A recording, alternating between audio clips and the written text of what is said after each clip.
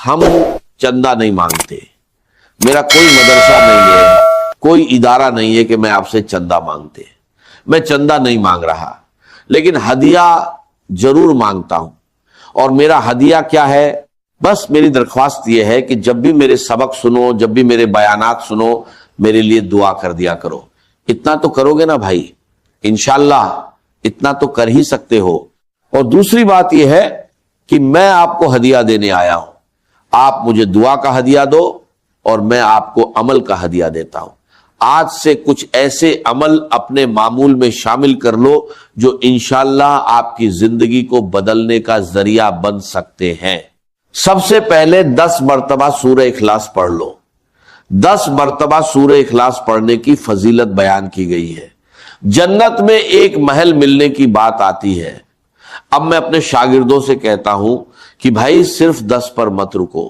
اگر اللہ نے آپ کو وقت دیا ہے، زبان دی ہے، سانسیں دی ہیں، تو زیادہ سے زیادہ اللہ کا کلام پڑھو۔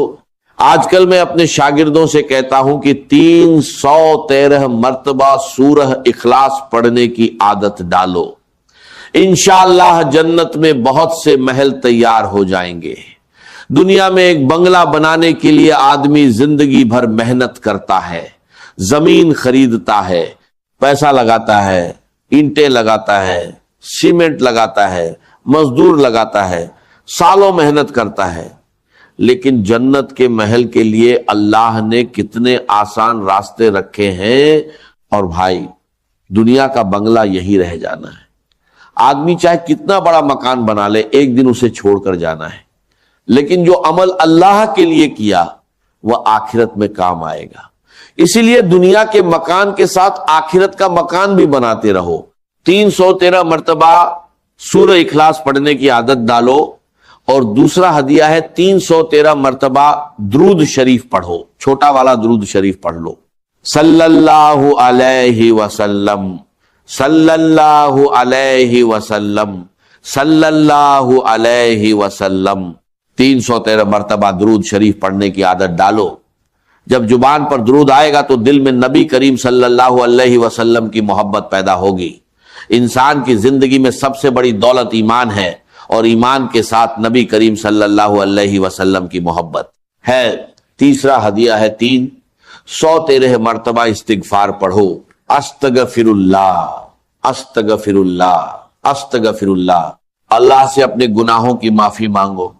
انسان ہے، غلطی ہوتی رہتی ہے، کبھی زبان سے غلطی ہو جاتی ہے، کبھی آنکھ سے غلطی ہو جاتی ہے، کبھی کسی کا دل دکھا دیتے ہیں، کبھی کسی کی برائی کر دیتے ہیں۔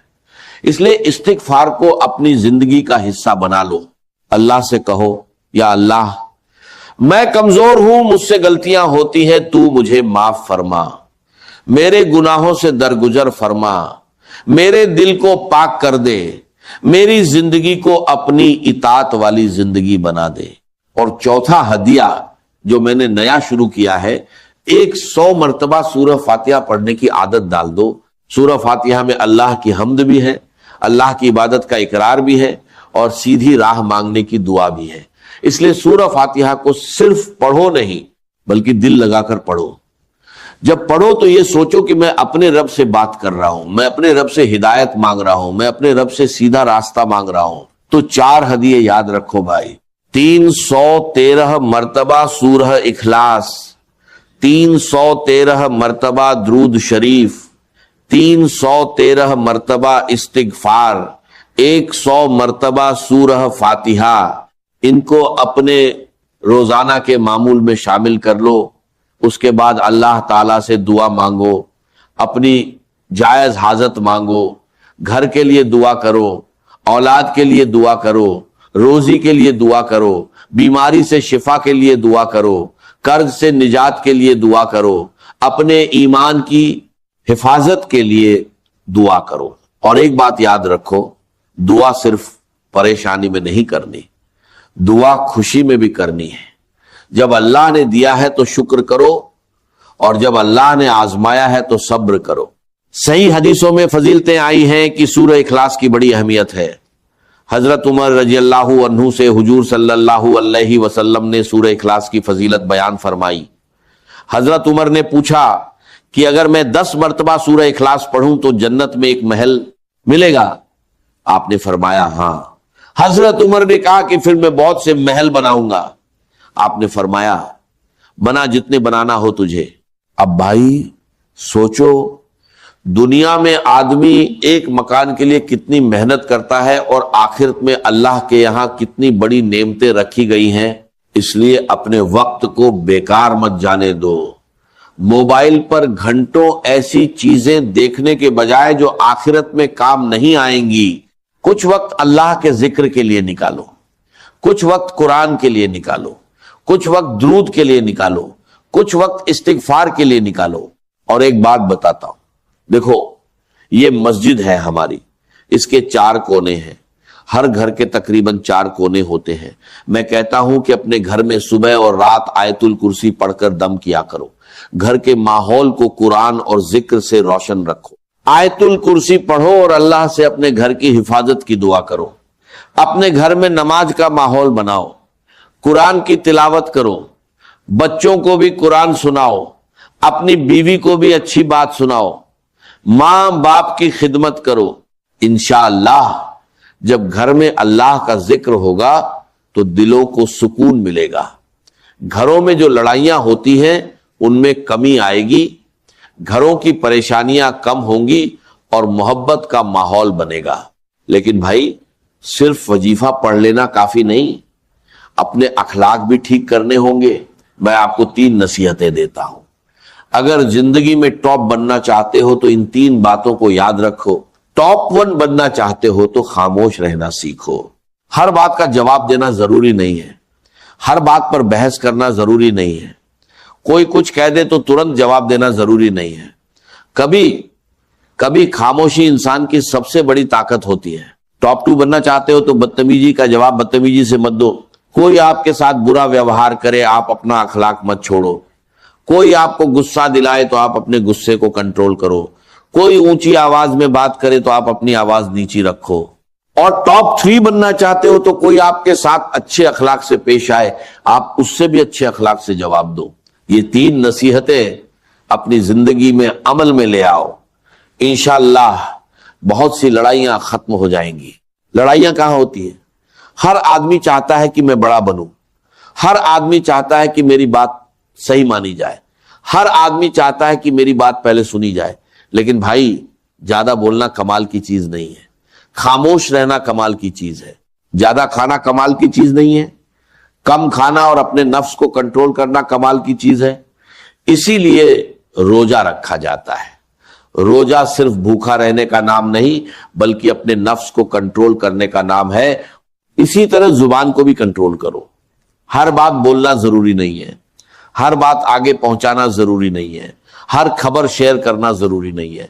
पहले देखो कि बात सही है या नहीं, फिर उसे आगे बढ़ाओ और दावत के काम को अपना काम बनाओ। अल्लाह और उसके रसूल सल्लल्लाहु अलैहि वसल्लम की बातें खुद सुनो और दूसरों तक भी पहुंचाओ। मैं हुबली गया था, वहां एक नौजवान मिला। उसने कहा कि आपका सबक मैं बहुत से लोगों तक पहुंचाता हूं।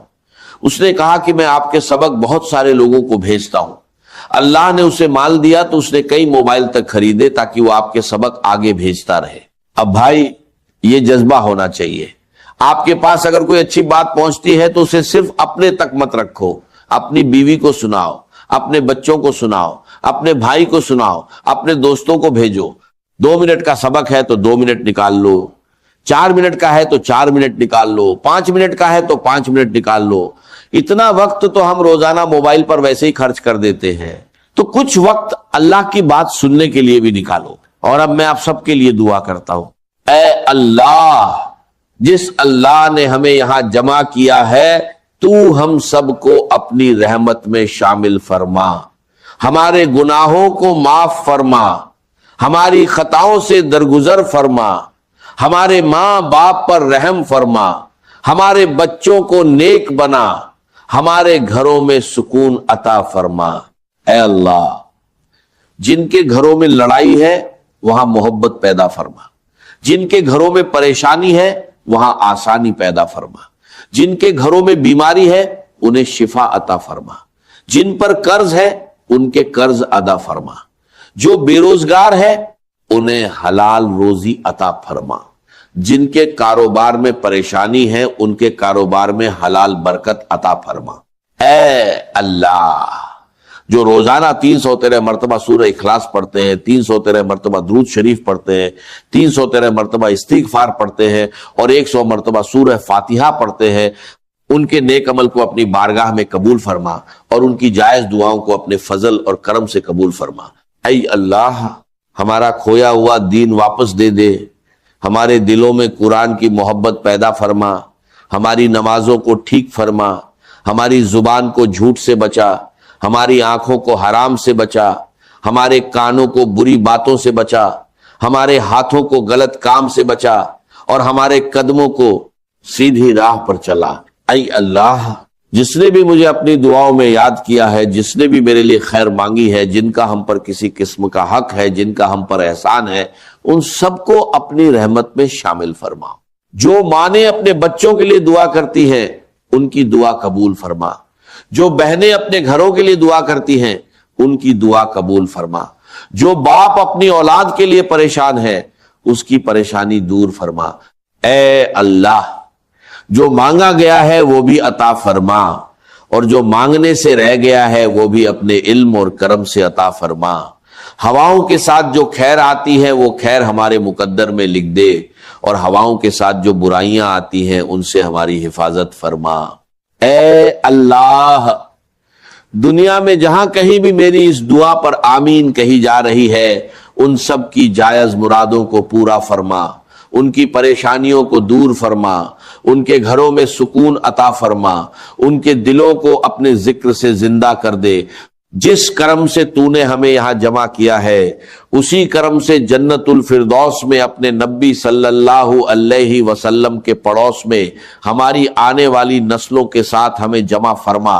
آمین یا رب العالمین۔ سبحان ربک رب العزت عما یصفون والسلام علی المرسلین والحمد للہ رب العالمین۔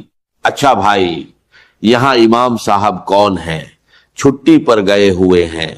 اچھا، میری عادت ہے کہ میں جہاں بھی جاتا ہوں وہاں کے امام صاحب اور مؤذن صاحب کو اپنی طرف سے ایک تسبیح دیتا ہوں۔ یہ میری تسبیح ہے، اس کا نام ہے جاندار، شاندار، مالدار، دیندار، ایماندار۔ کتنے نام ہوئے بھائی؟ 5۔ اب ظاہر بات ہے کہ سب لوگوں کو تو میں نہیں دے سکتا۔ جس مسجد میں جاتا ہوں اس مسجد کے امام اور مؤذن اس کے حقدار ہیں، اور جس کے گھر میں میں مہمان بن کر ٹھہرتا ہوں اپنے میزبان کو بھی دیتا ہوں۔ الطاف بھائی، یہ تسبیح آپ پہنچا دینا، امام صاحب کو میری طرف سے دے دینا اور کہہ دینا کہ یہ میری طرف سے محبت اور یادگار ہے، اور آپ لوگوں کو میں سلام کر لوں، آپ مجھے سلام کا جواب دے دو۔ السلام علیکم ورحمۃ اللہ وبرکاتہ۔ اللہ تعالی ہم سب کو اپنے فضل اور کرم سے قبول فرمائے، ہمارے گناہ معاف فرمائے، ہماری زندگی میں برکت دے، ہمارے گھروں میں سکون دے، ہمارے دلوں کو اپنے ذکر سے زندہ کر دے، ہمیں دنیا اور آخرت دونوں میں کامیابی عطا فرمائے۔ آمین یا رب العالمین۔